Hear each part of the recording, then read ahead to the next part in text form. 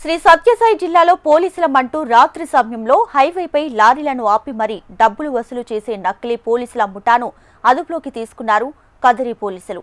కూటగల్లకు చెందిన నాగభూషణం, ఆంజనేయులు నాయక్, కులయ్యప్ప అనే ముగ్గురు వ్యక్తులు రాత్రి సమయంలో కదిరి టౌన్ సమీపంలో కూటగుళ్ల వద్ద లారీలను ఆపి పోలీసుల మంటూ డబ్బులు వసూలు చేస్తున్నారు. అదే సమయంలో అనంతపురం నుంచి తమిళనాడుకు వెళ్తున్న బర్రెల లారీ ఆపి వారిపై దౌర్జన్యంగా వ్యవహరిస్తూ 20,000 రూపాయలు డిమాండ్ చేశారు.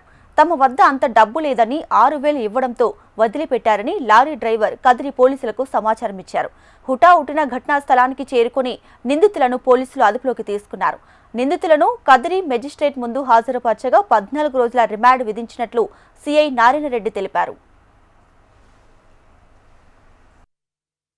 కుటాగుల్లా పులివెందుల జంక్షన్ లో 2 లారీలు నిలబెట్టుకుని ఉంటే ఆ లారీల వద్దకు ఒక బొలేరో వాహనంలో కొంతమంది వచ్చి తాము పోలీసులు అని చెప్పేసి ఆ డ్రైవర్లను బెదిరించి వాళ్ళ వద్ద 20,000 రూపాయలు డిమాండ్ చేసి చివరకు 6,000 రూపాయలు గుంజుకొని తీసుకుని వెళ్లిన విషయంలో ఆ వెహికల్ సంబంధించిన డ్రైవర్ ఇచ్చిన ఫిర్యాదు మేరకు వారి మీద ఒక case Kadiri town police station లో రిజిస్టర్ చేయడం జరిగింది.